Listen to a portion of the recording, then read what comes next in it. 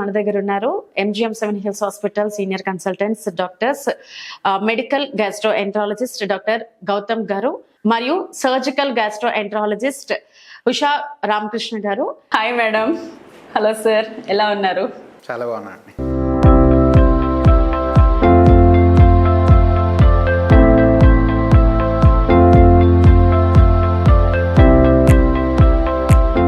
Madam, ఇప్పుడు IBS లేదంటే IBD ఉన్నప్పుడు ఉంటాయి కదా డాక్టర్స్ మ్యాక్సిమమ్, ఈ ఉన్నప్పుడు ఎప్పుడు పేషెంట్కి మీరు సర్జరీ అవసరం ఎలా డిసైడ్ చేస్తారు? అసలు ఫస్ట్ ఆఫ్ ఆల్ ఈ ఐబిఎస్ ఐబిడి రెండు ఒకటేనా? కాదండి, IBS IBD are two different entities. IBS అంటే ఇరిటబుల్ బౌల్ సిండ్రోమ్. అంటే పేషెంట్కి తిన్న వెంటనే హీఈస్ నాట్ కంఫర్టబుల్, కడుపులో నొప్పి వస్తుంది, లేకపోతే వెంటనే మోషన్కి వెళ్ళిపోవాలి. ఎంతోమందిని చూస్తారు, తిన్న వెంటనే నేను టాయిలెట్కి వెళ్ళిపోవాలని వస్తారు.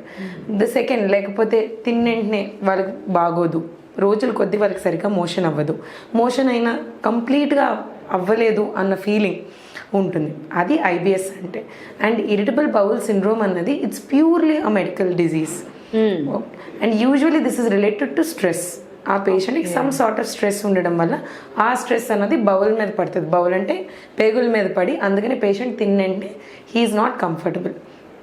మనం మందులని జాగ్రత్త వాడుకుంటే యూజువల్లీ ఇరిటబుల్ బౌల్ సిండ్రోమ్ అన్నది మనకి క్యూర్ అయిపోతుంది. The second entity which is inflammatory bowl disease. ఇది యాక్చువల్గా it requires life long treatment. దీంట్లో మళ్ళీ రెండు ప్రాబ్లమ్స్ ఉంటాయి. ఒకటి అల్సరేటివ్ కొలైటిస్, యూజువల్లీ పెద్ద పేక్కి వస్తుంది. ఇంకోటి క్రాన్స్ డిజీజ్, యూజువల్గా చిన్న పేక్కి వస్తుంది. This is a more serious condition and it requires medicines. కొంతమందికి ఇంకా పెద్ద మెడిసిన్స్, ఈవెన్ ఆల్మోస్ట్ మనం క్యాన్సర్కి ఏవైతే మెడిసిన్స్ ఇస్తాం కొన్నిసార్లు వీటికి అవే మెడిసిన్స్ ఇవ్వాలి. అండ్ కొంతమందికి వెరీ కాంప్లెక్స్ సర్జరీస్ కూడా చేయాలి. And at the same time inflammatory bowl disease can lead to cancers. So వీళ్ళకి యూజువల్గా రెగ్యులర్గా వీళ్ళు చెకప్ మీద ఉంటారు, యూజువలీ లైఫ్ లాంగ్ మెడిసిన్స్ మీద ఉంటారు. వీళ్ళకి ఈవెన్ కొన్నిసార్లు high dose steroids, high dose anti inflammatory drugs ఇవ్వాలి. అండ్ ఆల్సో వీరికి చేసే సర్జరీస్ కూడా యూజువలీ వెరీ కాంప్లికేటెడ్. అండ్ కొన్నిసార్లు క్యాన్సర్స్ కూడా సర్జరీ చేయాల్సి వస్తుంది. అచ్చా, అంటే ఇప్పుడు మరి వీళ్ళకి ఒక్కసారి సర్జరీ చేస్తే, అంటే నార్మల్గా క్యాన్సర్ పేషెంట్స్ని ఒకసారి సర్జరీ చేస్తే మళ్ళీ కొన్నాళ్ళ తర్వాత మళ్ళీ వాళ్ళకి వచ్చే అవకాశాలు ఉంటాయి అంటారు కదా, వీళ్ళకి కూడా ఈ ఐబిఎస్ ఐబిడి ఉన్న వాళ్ళకి కూడా? ఐబిఎస్ రాదండి దీంట్లోకి. ఐబిఎస్కి మనం యూజువల్గా సర్జరీ చెయ్యం. IBS is a clear medical disease, irritable bowel syndrome. తినగానే కంఫర్టబుల్గా లేదు. సో యూజువల్గా ఇది మనం పేషెంట్ ఎందుకు కంఫర్టబుల్గా లేరు అర్థం చేసుకొని మనం మెడిసిన్స్ ఇచ్చి కంప్లీట్ అంటే ఈ డిజీజ్ అయింది, it is his disease, irritable bowel syndrome అనేది. ఇన్ఫ్లమేటరీ బౌల్ డిజీజ్ అన్నది మనం దాన్ని స్టెప్ వైజ్ ట్రీట్మెంట్ ఇస్తాం. ఫస్ట్ కొన్ని ఇనీషియల్ డ్రగ్స్ ఇస్తాం, పని చేయకపోతే స్టెరాయిడ్స్ ఇస్తాం, పని చేయకపోతే ఇంకా కాంప్లికేటెడ్ డ్రగ్స్ ఇస్తాం. లేదు కొన్నిసార్లు వీళ్ళని రొటీన్గా ఎవాల్యుయేట్ చేసినప్పుడు క్యాన్సర్స్ రావచ్చు. అంటే యూజువల్ అల్సరేటివ్ కొలైటిస్లో మొత్తం పెద్ద పేగంతా తీసేయాల్సి వస్తుంది. సో అంత సీరియస్ జబ్బు అనమాట. సో అలాంటప్పుడు తీసేస్తాం. సో వాళ్ళని మళ్ళీ మనం ఫాలోఅప్ మీద ఉంటారు. సో డెఫినెట్గా జబ్బు అనేది ఎక్కడ పోదు, అది సేమ్ బీపీ షుగర్ లాగే. సో అది లైఫ్ లాంగ్ ఉంటుంది పేషెంట్స్తో. అలాంటప్పుడు మళ్ళీ వాళ్ళ తర్వాత ఈ సర్జరీ అయిన తర్వాత నార్మల్ లైఫ్ స్టైల్ లీడ్ చేయగలరా మేడం వాళ్ళు? నార్మల్ లైఫ్ స్టైల్ ఎస్ అండి, యూజువల్గా yes they can lead a normal life style. But at the same time వాళ్ళు మళ్ళీ లైఫ్ లాంగ్ డ్రగ్స్ మీద అయితే ఉండాలి. అండ్ లైఫ్ లాంగ్ ఇవాల్యుయేషన్, అంటే కొంతమందికి 6 months, కొంతమందికి 1 yearly కంపల్సరీగా డాక్టర్కి చూపించుకోవాలి. But these are very complicated surgeries అండి. అది సో 90% బాగానే ఉంటారు, ఒక 10% మాత్రం these are very high risk surgeries. Yes. ఏ ఏజ్ గ్రూప్ కి ఎక్కువగా ఇది వస్తూ ఉంటుంది మేడం? ఇన్ఫ్లమేటరీ బౌల్ డిజీజ్ యూజువల్గా 20s and 30sలో వస్తుందండి. కానీ మనం ఏదైతే నేను మీకు చెప్తున్నాను కదా కాంప్లికేషన్స్కి మనం సర్జరీస్ చేస్తామని, ఆ పేషెంట్స్ యూజువల్గా 50s and 60sలో ఉంటారు. అది okay. So 20s and 30s అంటే కొంచెం జాగ్రత్తగా ఉండాలి. అయితే అందరూ ఇప్పుడు ఏం కాదులే మాకు అన్నట్టు ఉంటారు అందరూ. అండ్ అది కూడా ఇప్పుడు వచ్చింది కానీ ఇన్ఫ్లమేటరీ బౌల్ డిజీజ్ పేషెంట్స్ ఎలా ప్రెజెంట్ అవుతారంటే 20sలో ఉన్న యంగ్ ఎస్పెషలీ మేల్స్, ఫీమేల్స్ వీళ్ళు వస్తారు. వాళ్ళు 15-20 times మోషన్స్ అయిపోతున్నాయి, మోషన్లో బ్లడ్ వస్తుంది, వెయిట్ లాస్ అయిపోతున్నాం, ఇలాంటి సిమ్టమ్స్లో వస్తారంటే ఇరిటబుల్ బౌల్ సిండ్రోమ్ తాలూకు సిమ్టమ్సే కానీ చాలా ఎక్కువ ఉంటాయి వీళ్ళు. సో అది మనం డిఫరెన్షియేట్ చేసి చూడాలి. ఓకే, దీన్ని మనం ఎర్లీగా డయాగ్నోస్ చేయలేమా మేడం? 100% చేయగలం. ఎస్. ఏ విధంగా చేస్తాం? సేమ్ పేషెంట్ సిమ్టమ్స్తో వస్తారు. పేషెంట్ వచ్చిన వెంటనే మనం చూస్తాం ఓన్లీ జస్ట్ రోజుకి 2-3 సార్లు మోషన్ అవుతుంది, పర్వాలేదు, అంత బ్లడ్ ఏం లేదు, అంత వెయిట్ లాస్ ఏం లేదు, అంత ఫుడ్ అంటే తినడం కూడా ఎఫెక్ట్, లాస్ ఆఫ్ ఎపటైట్ అలాంటిది ఏం లేదు. సో యూజువల్గా మనం మందులు ఇచ్చి పేషెంట్ ఓకే అయిపోయారంటే అది యూజువల్ ఇరిటబుల్ బౌల్ సిండ్రోమ్. లేదు, పేషెంట్ చాలా సివియర్ సిమ్టమ్స్తో వచ్చారు, నేను మీకు చెప్పినట్టు 15-20 టైమ్స్ మోషన్స్ అయిపోతున్నాయి, బ్లడ్ పడుతుంది, అప్పుడు వెంటనే పేషెంట్కి మనం కొలనోస్కోపీ కావాలంటే ఎండోస్కోపీ, కొన్నిసార్లు సిటీ స్కాన్ కూడా చేయించాలి. ఇవన్నీ తెలియకపోతే కొన్నిసార్లు మనం సిటీ, ఎంఆర్, ఎంట్రోగ్రఫీస్ కూడా చేస్తాం. అప్పుడు దీంట్లో బయటపడతాయి. వీళ్ళకి ఏంటంటే పెద్ద పేగులు, చిన్న పేగులు, అల్సర్స్ ఉంటాయన్నమాట, అక్కడి నుంచి బ్లీడింగ్ అవుతూ ఉంటుంది. ఇన్ఫ్లమేటరీ బౌల్ డిజీజ్, ఐబిడి అన్నది. ఐబిడిలో మేడం, అయితే ఇప్పుడు మీరు ఇప్పుడు చెప్పినట్టు పెద్ద పేగు, చిన్న పేగు, అల్సర్స్ ఇవన్నీ చెప్తున్నారు కదా.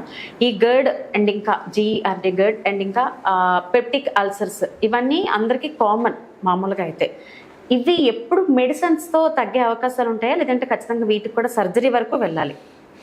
నో అండి, నాట్ రిక్వైర్డ్. గర్డ్ అంటే గ్యాస్ట్రోఎసోఫేజియల్ రిఫ్లక్స్ డిజీజ్, అంటే పొట్టలో మనకి చాలా స్ట్రాంగ్ యాసిడ్ ఉంటుంది. ఎప్పుడైతే ఆ యాసిడ్ అంగవాహికి వెళ్తుందో దాన్ని గర్డ్ అంటారు, రిఫ్లక్స్ డిజీజ్. అందుకని పేషెంట్కి ఛాతీలో నొప్పి, ఛాతీ మంట వస్తాయి. రెండోది పెప్టిక్ అల్సర్, అంటే స్టమక్లో పొట్టలో అల్సర్స్ అన్నమాట. సో ఈ రెండు సార్ ఇందాక చెప్పినట్టు యూజువల్గా మనం మందులు వాడితే యూజువల్గా ఇది సరిపోతుంది. కానీ కొన్నిసార్లు గర్డ్ తాలూకు రీజన్ హైటస్ హెర్నియా అయితే, అంటే పొట్ట అన్నది ఛాతీలోకి వెళ్ళిపోతుంది, అక్కడ కన్నం పెద్దది ఉండడం వల్ల. హెర్నియా అంటే ఏంటి, అక్కడ కన్నం ఉంది, ఆ కన్నం వల్ల పొట్ట ఛాతీలోకి వెళ్ళిపోతుంది. యూజువల్గా ఇది మందులతో సెట్ అవ్వదు. సో అలాంటప్పుడు మనం దీనికి సర్జరీకి వెళ్తాం, అది హైటస్ హెర్నియా. రెండోది పెప్టిక్ అల్సర్ కూడా మనం యూజువల్గా ఇప్పుడు మనకి మెడిసిన్స్ ఎంత స్ట్రాంగ్గా ఉన్నాయంటే లేటెస్ట్ మెడిసిన్స్, వీటికి యూజువల్గా మెడిసిన్స్తో క్యూర్ అయిపోతున్నాయి.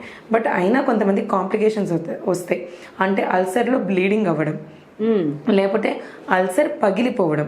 అప్పుడు అల్సర్ పగిలిపోయినప్పుడు చిల్లు పడుతుంది పొట్టలో, అది పర్ఫరేషన్. లేదంటే అల్సర్ బాగా పెద్దది అయినప్పుడు అది కూడుకుపోతుంది, అక్కడ కన్నం అనేది కూడుకుపోతుంది. సో ఫుడ్ అనేది వెళ్ళలేదు, అబ్స్ట్రక్షన్ కింద ఫామ్ అవుతుంది. ఇలాంటి వాటిల్లో మనం సర్జరీ చేస్తాం. And also long standing ulcers can also lead to cancers. Okay, so అప్పుడు కూడా మనకి సర్జరీ వరకు వెళ్ళొచ్చు. అచ్చా అచ్చా. సో యూజువల్గా పెప్టిక్ అల్సర్ అండ్ జిఆర్డీలో సర్జరీస్ చేస్తాం, మనం కాంప్లికేషన్స్కి చేస్తాం. బాగా కాంప్లికేట్ అయ్యి వచ్చిన పేషెంట్స్కి సర్జరీ పడుతుంది.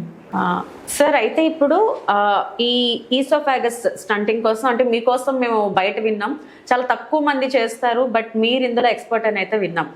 దానికి రిలేటెడ్ అయితే నేను మీ ఇద్దరిని కలిపి ఒక క్వశ్చన్ అడుగుదాం అనుకుంటున్నాను. ఈసోఫాగస్ అండ్ ఇంకా స్టమక్ క్యాన్సర్, దీనికి మెడిసిన్స్ అండ్ ఇంకా సర్జరీ రెండు కలిపి ఏ విధంగా ఇది ఎలా అవుతుంది, రెండు కలిపి ఏ విధంగా యూజ్ అవుతుంది అసలు? బేసిక్లీ ఎప్పుడైనా కూడా మన క్యాన్సర్ ట్రీట్మెంట్ అనేది ఈసోఫాగస్ స్టమక్ అనే కాదండి, ఏ అవయవానికి వచ్చినా స్టేజింగ్ అనేది చాలా ఇంపార్టెంట్ అనమాట. స్టేజ్ బట్టే మన ట్రీట్మెంట్ డిసైడ్ చేస్తాం అనమాట. పర్టికులర్గా ఇప్పుడు మనం దీని గురించి మాట్లాడుతున్నాం కదా, ఈసోఫాగస్ అండ్ స్టమక్ అంటే అనవాహిక అండ్ కడుపు సంబంధించిన క్యాన్సర్స్ వస్తే ఫస్ట్ స్టేజ్ బట్టి ఉంటుంది అనమాట. అంటే స్టార్టింగ్ స్టేజ్లోనే కనుక మనం దాన్ని గుర్తుపడితే, దాన్ని మనం కనుగొంటే, బాగా స్టార్టింగ్ స్టేజ్లో అయితే ఎండోస్కోపిక్గానే అది కట్ చేసి తీసేయచ్చు అనమాట. ఎండోస్కోపిక్గానే కోత లేకుండా నోటి ద్వారానే మనం ఆ క్యాన్సర్ని మొత్తానికి కట్ చేసి మనం తీసేయచ్చు. దీన్ని థర్డ్ స్పేస్ ఎండోస్కోపిక్ ప్రొసీజర్ అంటే ఎండోస్కోపిక్ సబ్మ్యూకస్ డిసెక్షన్ అనే ఒక పద్ధతి ద్వారా ఆ క్యాన్సర్ని కంప్లీట్గా కట్ చేసి తీసేయచ్చు. It's a complete cure. కాకపోతే అది చాలా స్టార్టింగ్ స్టేజ్లోనే మనం దాన్ని గుర్తుపట్టాలి. అది కొంచెం అడ్వాన్స్ స్టేజ్లో వచ్చిందంటే మటుకు అది అట్లా ఎండోస్కోపిక్గా దాన్ని మనం కట్ చేసి తీయలేము అన్నమాట. సో దానికి ఇనీషియల్గా మనము కీమోథెరపీ మందులు కానీ ఇంజెక్షన్స్ కానీ ఇచ్చిన తర్వాత అప్పుడు సర్జరీ గురించి సర్జికల్ గ్యాస్ట్రోఎంటరాలజిస్ట్ హెల్ప్ తీసుకొని దాన్ని మనం కంప్లీట్గా కట్ చేసి తీసేయచ్చు బాడీ నుంచి. అలానే బాగా అడ్వాన్స్ స్టేజ్లో, ఇంకా అడ్వాన్స్ స్టేజ్లో వచ్చిందనుకోండి, అంటే ఫస్ట్ స్టేజ్ అయిపోయింది చెప్పాను, ఎండోస్కోపిక్ అని కట్ చేసి తీసేయడం. సెకండ్ స్టేజ్ చెప్పాను, మందులు ఇచ్చి తర్వాత సర్జరీ చేయడం. మూడో స్టేజ్ అంటే ఫైనల్ స్టేజ్. బాగా ఫైనల్ స్టేజ్లో వస్తారు, అంటే క్యాన్సర్స్ బాగా పెరిగిపోయి దారి మొత్తం మూసిపోతుంది అన్నమాట. ఈసోఫాగస్లో దారి మొత్తం మూసిపోయింది అనుకోండి, అన్నం వెళ్ళడానికి, ఫుడ్ వెళ్ళడానికి దారి ఉండదు. సో వాళ్ళు మింగలేరు, వామిటింగ్స్ అయిపోతుంది. సో వాళ్ళకి ఫుడ్ వెళ్ళడానికి ఏదో ఒకటి మనం చేయాలి. కాబట్టి మనం ఏంటంటే ఆ దారిని ఓపెన్ చేసి మళ్ళా దారి మూసుకుపోకుండా ఒక మెటల్ స్టెంట్, అంటే జాల్ ఉంటుంది కదా మనకి, మెష్ ఆ టైప్లో ఉంటుంది అనమాట. నిటినాల్ అని ఒక సెపరేట్ ఒక రేర్ మెటల్ తయారు చేస్తారు. సో అట్లాంటి మెటల్ స్టెంట్స్ పెట్టి ఆ దారిని ఓపెన్ చేసి ఉంచవచ్చు అనమాట. అది మన ఎండోస్కోపిక్ ద్వారానే పెట్టచ్చు. అట్లానే కడుపు క్యాన్సర్స్ వచ్చినప్పుడు కడుపుకి చిన్నపేకి జంక్షన్ మూసిపోతుంటుంది. సో కడుపు నుంచి చిన్నపేక లోపలికి నార్మల్ రూట్ ద్వారానే కూడా స్టెంట్స్ పెట్టచ్చు. ఆర్ కడుపుకి చిన్నపేకి సెపరేట్ గా కొత్త రూట్ మనం క్రియేట్ చేయొచ్చు. అది ఎండోస్కోపిక్ అల్ట్రాసౌండ్ లేటెస్ట్ ఎక్విప్మెంట్, అది గ్యాస్ట్రెంట్రాలజీ విభాగంలో. దాని ద్వారా కడుపు లోపల నుంచి అంటే స్కాన్ అల్ట్రాసౌండ్ బయట నుంచి ఎట్లా స్కాన్ చేస్తారో అలాంటిదే మనం ఆ మిషన్ ఎండోస్కోప్ లో కలిపి ఉంటుంది అనమాట. అంటే లోపల నుంచి స్కాన్ చేస్తాం, అంటే ఇంకా దగ్గరగా చూస్తాం అనమాట. బాడీ లోపల నుంచి స్కాన్ అవుతుంది కూడా, అన్ని అవయవాలు జూమ్ లో కనిపిస్తాయి, picture perfect INOX. Okay. So ఆ టైప్ లో మనం లేని రూట్ ని క్రియేట్ చేయొచ్చు. అంటే కడుపు నుంచి చిన్నపేకి మనం ఒక కొత్త దారి క్రియేట్ చేసి ఒక స్టెంట్ పెట్టచ్చు అన్నమాట. దాని ద్వారా ఫుడ్ బైపాస్ అయిపోయి చిన్నపేగులకు వెళ్ళిపోతుంది అన్నమాట. సో ఇది బాగా అడ్వాన్స్ స్టేజ్ లో, ఇది ఓన్లీ ఫుడ్ వెళ్ళడానికి మాత్రమే ఒక దారి ఏర్పాటు చేయడం తప్ప క్యాన్సర్ ని క్యూర్ చేయడం అనేది కాదు. సో అట్లా సర్జికల్ ఆప్షన్స్ మేడం చెప్తారు. ఓకే సార్, అయితే ఇప్పుడు మీరు స్టంటింగ్లో ఎక్స్పర్ట్ అని విన్నాము. అంటే మీ దగ్గరకు వచ్చిన కేసెస్లో బాగా కాంప్లికేటెడ్ అయ్యి ఇప్పుడు మళ్ళీ సర్వైవ్ అయ్యి వాళ్ళు నార్మల్ లైఫ్ని లీడ్ చేస్తున్న వాళ్ళు ఉన్నారా sir? So it all depends అండి. క్యాన్సర్ క్యూర్ అయ్యి నార్మల్ లైఫ్ లీడ్ చేసే వాళ్ళు ఉన్నారు, లేదా మనం ట్రీట్మెంట్ ఇచ్చిన తర్వాత క్యాన్సర్ ట్రీట్మెంట్ తీసుకున్నప్పటికీ కూడా క్యాన్సర్ రెస్పాండ్ అవ్వకుండా చనిపోయిన వాళ్ళు కూడా ఉన్నారు. బట్ మన ట్రీట్మెంట్ ఎంతవరకు పేషెంట్ లైఫ్ మీద ప్రభావితం చేస్తుంది అనేది చాలా ఇంపార్టెంట్. ఇప్పుడు ఫస్ట్ సినారియో తీసుకుందాం, అందరూ హ్యాపీ, పేషెంట్ ఫ్యామిలీ హ్యాపీ, నేను హ్యాపీ, ఇంటికి వెళ్ళిపోయారు, ఫైన్. సెకండ్ సిచ్యువేషన్ తీసుకుందాం, ట్రీట్మెంట్ తీసుకున్నా కూడా చనిపోయారు, బట్ మీరు ఎందుకు స్టెంట్ పెట్టారు, ఏం ప్రయోజనం, ఎందుకు చేశారు అని మీకు అంటే అట్లీస్ట్ అతను ఉన్నంత వరకు క్వాలిటీ ఆఫ్ లైఫ్ అనేది ఒకటి ఉంటుందన్నమాట. అంటే అట్లీస్ట్ అతను తినగలుగుతున్నారు నోటి ద్వారా, అంతే కదా. అది ఎవరన్నా నేను ఒకటి చెప్తానండి, ఏ జబ్బుతోనే ఎవరైనా చనిపోవచ్చు, కానీ తిండి లేకుండా తినలేకుండా చనిపోకూడదు. అది డబ్బులు లేపడం వల్ల కావచ్చు, ఎంత డబ్బులు కోట్లు ఉన్నా సరే ఇలాంటి ప్రాబ్లమ్స్ వల్ల ఫుడ్ లోపలికి వెళ్ళలేకుండా, ఫుడ్ తినలేకుండా చనిపోవడం కూడా ఉండకూడదు. సో అట్లీస్ట్ ఆ క్వాలిటీ లైఫ్ అనేది మెయింటైన్ అవుతుంది మన ట్రీట్మెంట్ వల్ల. అట్లీస్ట్ ఆ పేషెంట్ చనిపోయినా ఇబ్బంది పడకుండా పెయిన్కి సెపరేట్ ఇంజెక్షన్స్, స్పాచెస్ ఉంటాయి, పెట్టచ్చు. ఫుడ్ మన స్టెంట్స్ ద్వారా నార్మల్గా చనిపోయే ముందు రోజు వరకు కూడా దారి మొత్తం మూసుకుపోయినా కూడా నోటి ద్వారా తినగలుగుతున్న పేషెంట్. అప్పుడు అంటే జస్ట్ వాళ్ళు నార్మల్ గా చూస్ చేసుకుంటూ నార్మల్ మనుషులు తింటారు అలానే తినచ్చు. So at least quality of life, hospice care అంటారు అన్నమాట. అంటే ఇంకా బాగా అడ్వాన్స్ క్యాన్సర్స్ లో మనకి ఏం చేసినా పేషెంట్ మనం బతికించలేమనే స్టేజ్ లో కూడా అట్లీస్ట్ ఆ లాస్ట్ డేస్ లో కూడా అతను ఇబ్బంది పడకుండా చూసుకునే విధానం, అది చాలా చాలా చాలా చాలా ఇంపార్టెంట్. అది ఇంకేం చేయలేం కానీ వదిలేసే మెంటాలిటీ ఉండకూడదు మనకి, ఎవరికి కూడా ఇబ్బంది లేకుండా చూసుకోవాలి, చాలా ఇంపార్టెంట్. సో వైజాగ్ లో చాలా మంది డాక్టర్స్ తక్కువ ఉన్నారు, బట్ మీరు అందులో వైజాగ్ లో ఉండడం లక్కీ నిజంగా. సో సర్జరీ ఆప్షన్స్ వచ్చేసరికల్లా it is completely depending on staging. Stage 2 and early stage 3 మనం సర్జరీ చేసుకోవచ్చు, డైరెక్ట్ అప్ ఫ్రంట్ సర్జరీ చేసుకోవచ్చు. అండ్ ఒకటి మోస్ట్ ఆఫ్ ద క్యాన్సర్స్, అట్లీస్ట్ 90% ఆఫ్ ద క్యాన్సర్స్లో క్యాన్సర్ తాలూకా బెస్ట్ ట్రీట్మెంట్ అన్నది మనం తీసి బయటపడేస్తే వస్తుంది. సో డెఫినెట్లీ అదే మనం సర్జికల్గా చేసామా, లెప్రోస్కోపిక్గా, ఎండోస్కోపిక్గా, ఏదైనా ఆ ట్యూమర్ తీసి బయటపడేస్తే that is always the best way to survive. So stage 2 and early stage 3 మనం సర్జరీ చేసుకోవచ్చు. But average stage 3 and stage 4 మనం కీమోథెరపీ, రేడియోథెరపీ ఇచ్చి మనం ట్యూమర్ స్టేజ్ని తగ్గించి అప్పుడు మనం సర్జరీ చేసుకుంటాం. సో ఎప్పుడైతే మనకి ఇప్పుడు ఈ సిచ్యువేషన్ వచ్చింది కాబట్టి I would like to note one point. So ఇనిషియల్గా నేను గుజరాత్లో వర్క్ చేశాను, దాని తర్వాత నేను హైదరాబాద్లో కూడా చూశాను, కొన్ని ఢిల్లీలో కూడా చూశాను. ఎప్పుడైతే నేను outside where there very developed areas ఎప్పుడైతే చూశానో, మన యూజువల్గా వచ్చే patients are all stage 1, stage 2. అంటే పేషెంట్స్కి ఎంత అవగాహన ఉంది డిజీజెస్ మీద, వాళ్ళ బాడీ మీద, వాళ్ళకు వచ్చే సిమ్టమ్స్ మీద. యూజువల్గా క్యాన్సర్ పేషెంట్స్ స్టేజ్ 1, స్టేజ్ 2తో ప్రెజెంట్ అవుతారు. వేరాజ్ ఇక్కడ వైజాగ్లో మనం చూస్తే పేషెంట్స్ లేకపోతే అవేర్నెస్ ఆఫ్ క్యాన్సర్స్ కానీ awareness of patients own symptoms ఎంత తక్కువ అంటే ఇక్కడ నేను చూసే patients are maximum stage 3 and stage 4. ఇంకా తర్వాత ట్రీట్మెంట్ ఇవ్వడానికి కూడా బాడీ సహకరించదు. అండ్ ఆల్రెడీ ట్యూమర్ చాలా స్ప్రెడ్ అయిపోయి ఉంటుంది, డిఫరెంట్ ఏరియాస్ స్ప్రెడ్ అయిపోయి ఉంటుంది. సో క్యాన్సర్ అవేర్నెస్ కూడా మనకి మన side of the country at least is very important. Okay, నిజంగానే అందరూ చాలా మంది లైట్ తీసుకుంటారు చిన్న వాటికి. ఇప్పుడు ఏమైంది రే తర్వాత చూద్దాం, లేదు ఏం పెద్ద ఇష్యూ కాదని. బట్ చిన్న వచ్చినప్పుడు కూడా నెగ్లెక్ట్ చేయకుండా ఉంటే స్టేజ్ 3, ఇప్పుడు డాక్టర్ గారు మనకు చెప్పినట్టు స్టేజ్ 3, స్టేజ్ 4కి వెళ్ళిపోయిన తర్వాత చేంజ్ ఆడిపోయిన తర్వాత అయితే మనం ఇంకా ఎవరు ఏం చేయలేము. అందరూ కూడా కొంచెం జాగ్రత్తగా ఉండండి. చిన్న చిన్న విషయాలు ఏమొచ్చినా కూడా ఒక్కసారి మంచి సరైన నిపుణుల దగ్గరికి వెళ్తే కనుక సరైన మెడిసిన్స్ తోటి మనం క్యూర్ చేసుకోవచ్చు. అయితే డాక్టర్ గారు ఇప్పుడు చెప్తున్నారు ఈ కోలన్ క్యాన్సర్, ఈ బౌల్ అబ్స్టికేషన్ అనేది చాలా సీరియస్ కేసెస్. ఇలాంటి కేసెస్లో ఎప్పుడు మనకి సర్జరీ ఎప్పుడు అవసరం ఉంటుంది? కోలాన్ క్యాన్సర్స్ ఏ క్యాన్సర్కైనా సరే సర్జరీ ఒకవేళ చేయగలిగితే that is the best option, especially colon cancers. ఎందుకంటే క్యాన్సర్ ఉంది అంటే మనం తీసి బయట పెట్టేస్తాం. So that is the best option any time. So colon cancers, all క్యాన్సర్స్కి మన సర్జరీ పడుతుంది. At the same time again it will depend upon stage 4కి మనం సర్జరీ చేసి పెద్ద ఉపయోగం ఉండదు most of the times. So stage 3 వరకు కూడా మనం colon cancers we can operate and that will be the best option for the patient.